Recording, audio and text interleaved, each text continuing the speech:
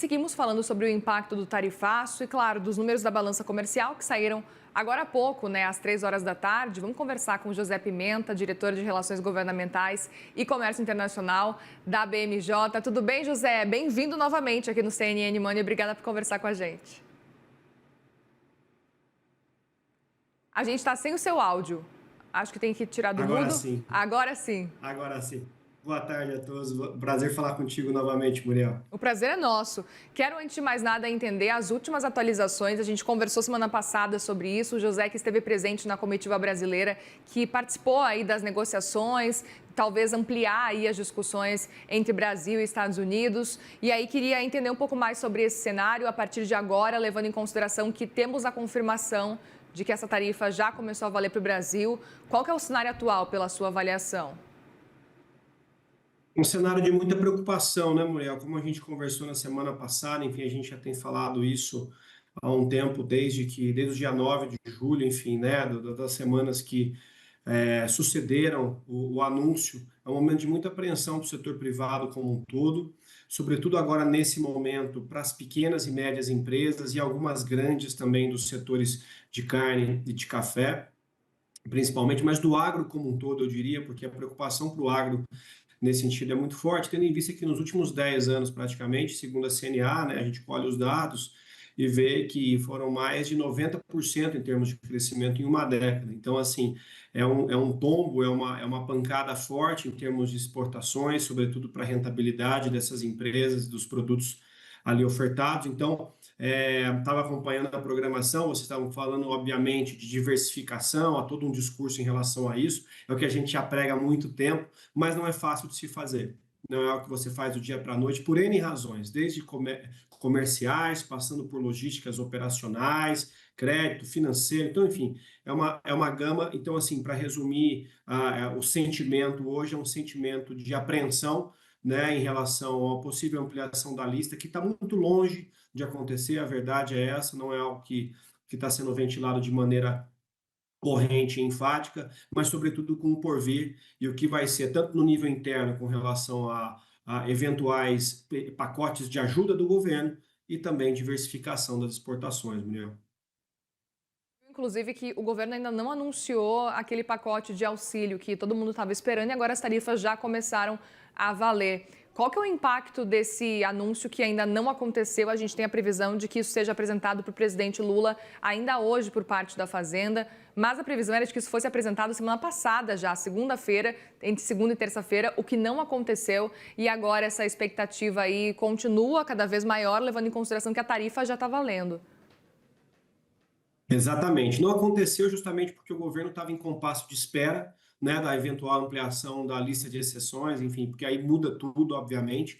O governo está avaliando a ajuda aos setores de maneira muito pontual, muito específica, com critério, né? As informações que nos chegam são essas, mas é claro que agora, né, nos 48, não é nem 48 do segundo tempo, agora com a entrada em vigor, efetivamente, das tarifas elevadas, de tarifadas de 50%, o governo vai precisar correr para apresentar logo um plano. Esse plano já estava sendo estruturado, então deve ser anunciado o mais rapidamente possível, justamente para as empresas terem acesso não só à informação, mas também à ação. Quem elas devem procurar, como deve ser feito, né, o tipo de pedido de auxílio, enfim, o que consiste esse auxílio? É financiamento, é crédito, é compra? O que consiste de fato esse auxílio, para que isso possa dar um respiro, pelo menos no curto prazo, para essas empresas, justamente para as empresas que mais dependiam dos Estados Unidos. E aí, aproveito para te perguntar com relação aos dados da balança comercial, que foram divulgados agora às 3 horas da tarde e mostraram o seguinte cenário. Eu vou até ler para a gente passar a informação correta aqui. Foi um superávit de 7 bilhões de dólares no mês de julho, portanto, um cenário em que as exportações acabaram aí sendo maiores do que as importações. Queria te ouvir sobre isso, porque já mostra um pouco sobre a importância realmente das exportações, mas é um resultado que vem agora especificamente com relação ao mês de junho e que a gente talvez tenha aí o mês de julho sem tanto impacto com relação às tarifas de Donald Trump, apesar que o anúncio feito por Donald Trump já foi no dia 9 de julho. Mas talvez o impacto maior com relação à balança comercial pode ser sentido no dia, talvez lá por agosto, na balança comercial de agosto. Qual a projeção que você faz? Exatamente essa, não só em agosto, Muriel. O que que aconteceu, né? Acho que para colocar em perspectiva. Desde o anúncio lá atrás, efetivamente, quando a gente ainda tinha 10% de tarifa, né? Pelo menos só, só entre aspas, né, os 10%, mas que foi anunciado lá atrás, as empresas começaram a olhar com mais atenção para o mercado norte-americano. Começaram a olhar porque outras importações haviam chegado ao mercado norte-americano, de outros países também, e, de novo, hoje você, uma empresa que está baseada nos Estados Unidos, ela tem uma configuração em termos de cadeia de valor global, que ela compra de diversos países para montar o seu produto. Né? Isso acontece com frequência em várias cadeias produtivas. Então, você já tinha ali uma aceleração das exportações. Quando a gente olha para os dados, né, de maio, junho e agora de julho também, você teve recordes, né, de movimentação de portos, dos principais portos do Brasil. Porto de Santos foi um deles, né, milhões de toneladas relacionadas à exportação nesse curto espaço de tempo, empresas também enviando por via aérea para chegar mais rápido, aquelas que conseguem efetivamente que o produto é passível de ser enviado pelo modal aéreo. Então, as empresas começaram a embarcar tudo justamente porque havia aquela necessidade do produto chegar, todo mundo achava que era chegar até o final do mês, né? Como a gente já tinha falado, final de julho, né? Mas não, aí a ordem efetivamente foi que produtos embarcados até a data de hoje, né? Elas vão, e chegando até 25 de outubro, elas podem ter ainda uma tarifa diminuta, mas isso o ponto é, as empresas começaram a acelerar isso, e isso refletiu na balança comercial. Puramente, simplesmente isso. Isso refletiu a balança comercial. Então, você teve um aumento das exportações, essas exportações agora devem cair, se não para um nível abaixo do normal, pelo menos o normal, mas a gente entende que sim, vai ser abaixo do normal, porque produtos embarcados a partir de hoje já vão chegar, né, com a tarifa nova de 50%. José, aproveito para te perguntar com relação à OMC. O Brasil entrou com uma reclamação com o processo na OMC. Eu queria entender um pouco mais do que isso pode ter relação e de impacto com relação a esse movimento feito pelo Brasil. A gente tem acompanhado, inclusive, não é a primeira vez que um país entra com reclamação na OMC com relação às tarifas dos Estados Unidos. E aparentemente nada está sendo feito. Eu queria entender o que realmente representa esse processo do Brasil na OMC e o que pode ser feito a partir de então com esse movimento.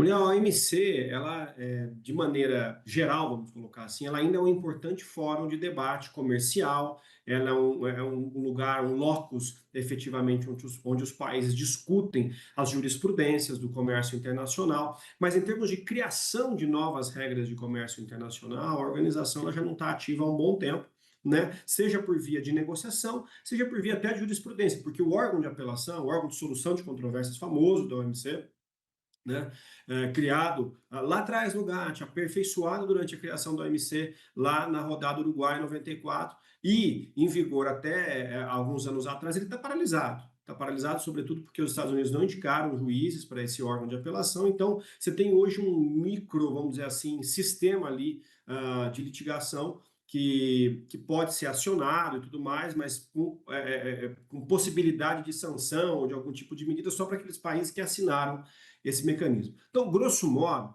é um ato muito mais simbólico, né? É muito mais simbólico no sentido de você confirmar ali e acreditar no sistema multilateral ainda, né? Não só foi o Brasil, você falou muito bem, não foi só o Brasil que o fez em relação aos Estados Unidos, a União Europeia também o fez, a China também o fez, outros países também reclamaram, porque apesar de você ter lá as instâncias para litigação de fato, você tem os comitês. E nesses comitês, os países estão sendo vocais, estão colocando seus pontos de vista em relação às medidas anunciadas pelo governo Trump.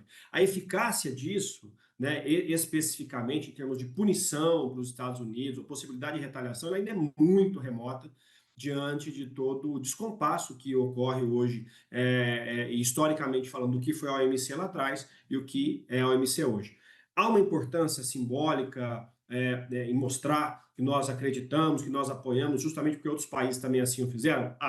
Sim, é importante saber que esse mecanismo intergovernamental está lá para ser acionado. Agora, em termos de eficácia de fato, né, as negociações hoje dos Estados Unidos em nível bilateral ocorrem de uma maneira muito mais rápida e, de alguma forma, eficaz para os Estados Unidos que estão conseguindo acordos e impondo as tarifas de alguma forma. Perfeito. E aí, também fazendo esse giro de tudo que está acontecendo de forma internacional que pode ter impacto no Brasil, a gente teve fala importante também da China, hoje, especificamente falando do Brasil e do queridíssimo café brasileiro, dando a entender um cenário, um movimento muito interessante que pode vir a acontecer, que é uma ampliação ainda maior dessa relação comercial, que a gente sabe que já é muito relevante para o Brasil. A gente sabe que a China está entre os principais países aí, parceiros do Brasil. A gente sabe que, olhando para essa parceria comercial, a China, inclusive, está liderando, né? O que pode movimentar diante agora desse cenário movimentado, inclusive por Donald Trump, agora feito com relação a essas tarifas? O que pode acontecer daqui para frente? A gente pode talvez ver esse crescimento maior com relação à parceria comercial com a China, Estados Unidos cada vez mais distante, talvez a Argentina tomando o lugar de Estados Unidos nesse cenário aí de exportação. Como é que você enxerga isso?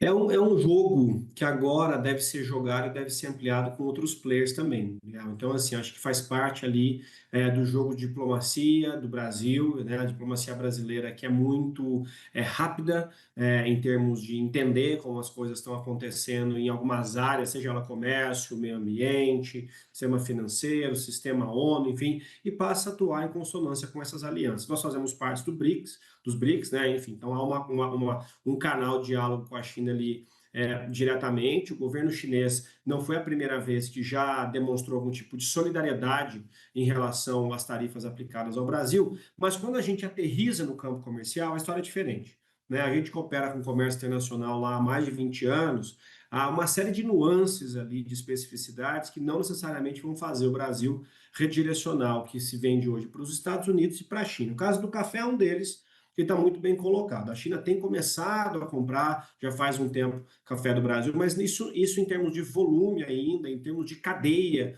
em termos de toda a capilaridade, de toda inserção que o Brasil tem no mercado norte-americano difere do mercado chinês. Então, eu acho que é muito mais ainda algo a ser explorado, né? Novas plantas, inclusive, foram habilitadas no Brasil a exportar café. Então, são todos movimentos que vão ao encontro daquela estratégia de você buscar diversificar mercado. Mas aí também há um ponto, e aí de uma maneira muito específica, falando, a gente que também entende, né? Se você olhar a balança comercial do Brasil hoje, entende o risco de você concentrar muito num player só, né? Então, é claro que a China é importante para o agro, importante, mas é importante também que, além da China, nós consigamos olhar para outros mercados também, porque esse é o grande ponto. O país ele tem menos vulnerabilidade no comércio internacional quando ele começa a ter mais capilaridade no comércio internacional. Então, acho que esse é um ponto importante. É válido o que a China está falando, né, comercialmente falando, em relação ao café brasileiro, em relação à carne também já